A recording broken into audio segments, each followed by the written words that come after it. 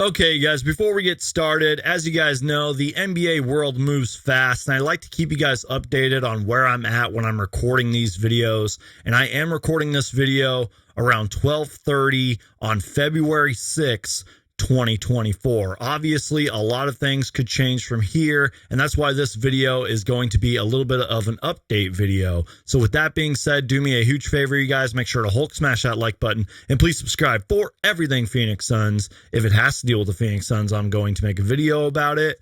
And let's talk about it. So I've talked about the Miles Bridges stuff a fair amount on this channel, and I'll put both of those videos down below in the description. You guys can go check that out if you guys want to. But the latest update came from Jake Fisher of Yahoo Sports, who put this out yesterday. And Jake Fisher goes on to write, Phoenix continues to be mentioned as the leading suitor for Charlotte forward Miles Bridges.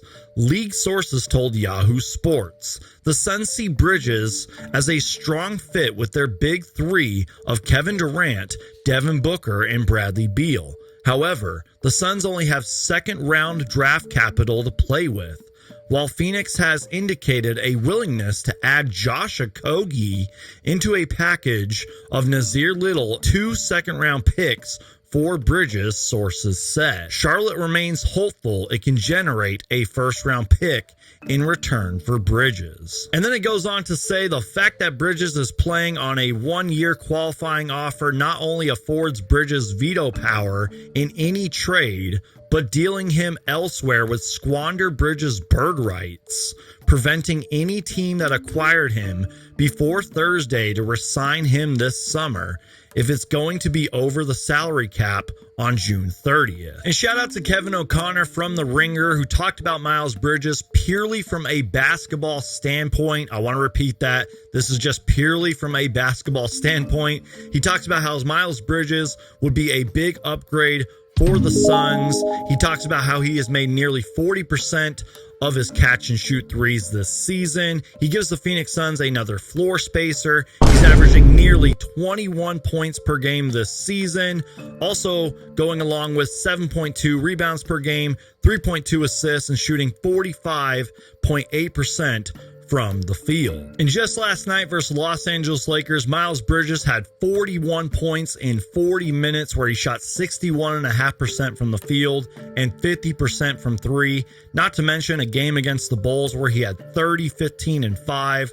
And then like 2 nights before against the Knicks, he had 21, 10, and 5.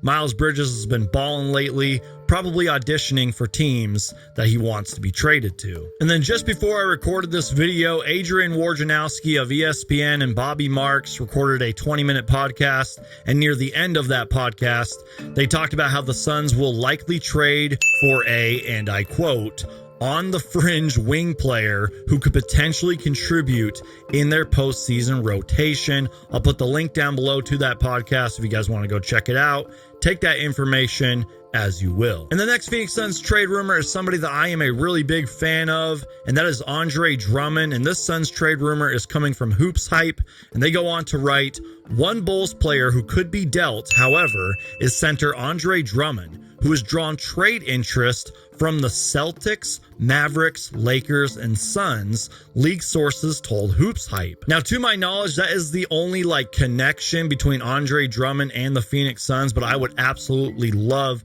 Andre Drummond on this team. I think he could really contribute, definitely help out in the rebounding department, and is just another big body, a solid veteran in this league. I would love Andre Drummond on the Phoenix Suns. And to round out this video, you guys, I have been reading a lot of stuff on Royce O'Neal, and the Royce O'Neal trade idea is growing on me. I do think he is a solid player. I don't think he's going to solve all of our problems, but he will be able to contribute if he is traded to the Phoenix Suns. I just hope they trade for him for the right price. And real quick, going back to that Woj podcast, I'm pretty much paraphrasing what they said here, but talking about the NBA trade deadline in general, they mentioned how this could be a lot of swapping hands where guys on the roster from like 7 to 12 get moved. And then obviously there's like picks and cash traded and all that stuff.